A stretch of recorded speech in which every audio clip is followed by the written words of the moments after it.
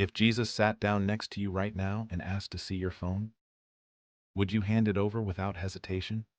Nobody talks about this.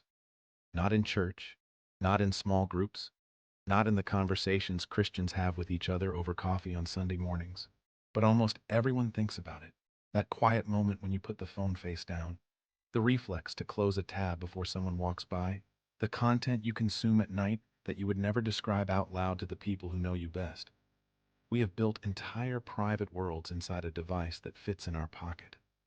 And we have become so comfortable inside those worlds that we have stopped asking a very simple question. What does God see when he looks at what I look at? Before you feel condemned, stop. That is not where this is going. Because Jesus did not come to make you feel ashamed of your humanity. He came to set you free from the things that have quietly become your master. And the phone, for millions of people, has become exactly that. Not a tool anymore, a throne. Think about the first thing you reach for in the morning. Before your feet hit the floor, before a word of prayer, before a single moment of stillness, the screen lights up and the day begins. Not with God, but with everyone else's noise. Someone's opinion, someone's highlight reel, someone's outrage, someone's carefully constructed version of a life you are now, without realizing it, measuring yours against. And by the time you have been awake for 4 minutes, you are already behind, already lacking, already scrolling towards something that will never actually satisfy the thing you were really looking for. Here is the question worth sitting with. What are you actually hungry for when you reach for that phone? Jesus once sat with a woman at a well in the middle of the day, a time when no respectable person would be drawing water. She was alone for a reason, and he said something to her that stopped everything. He said, "Everyone who drinks from this water will be thirsty again." He was not talking about the well. He was talking about every substitute we reach for when what we actually need is him, the scroll that never ends, the validation that never lasts, the distraction that numbs for an hour and leaves us emptier than before. Everyone who drinks from this water will be thirsty again. But then he said, "Whoever drinks the water I give will never thirst again." Not whoever puts their phone down forever. Not whoever becomes perfectly disciplined. Not whoever deletes every app and lives in a monastery. Whoever drinks what I give. The answer was never the absence of the phone. The answer was always the presence of something better. Paul wrote to the church in Philippi, "Whatever is true, whatever is honorable, whatever is right, whatever is pure, whatever is lovely, whatever is of good repute. Think about these things." That was written 2,000 years before the algorithm existed. But the algorithm does exactly the opposite of that list. It does not show you what is true. It shows you what is engaging. It does not show you what is honorable. It shows you what provokes a reaction. It does not show you what is lovely. It shows you what keeps you watching.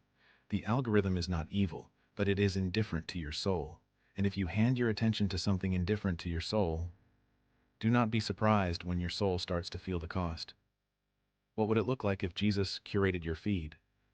Not removed it, curated it. What if every time you opened that app, the first thing you encountered was something that reminded you who you are, whose you are, and what you are here for?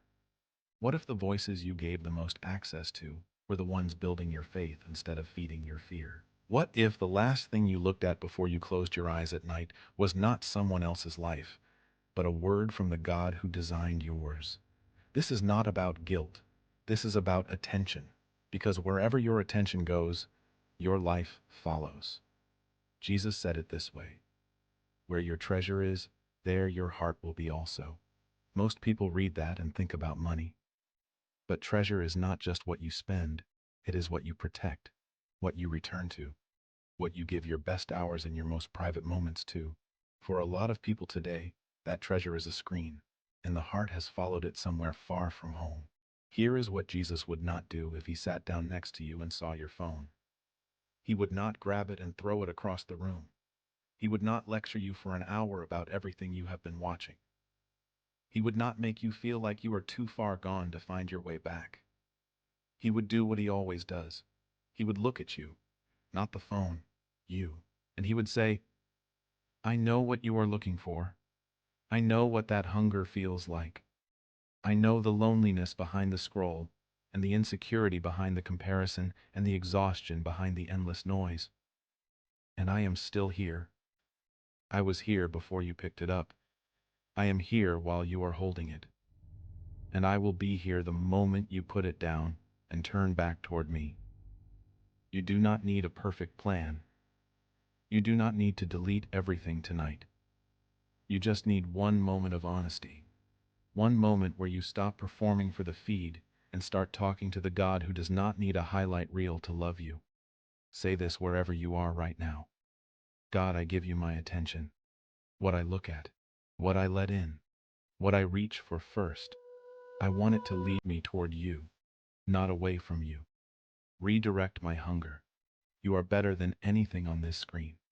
Amen. Tell me in the comments where in the world you are watching from, because God sees you, in that city, in that room, in that moment.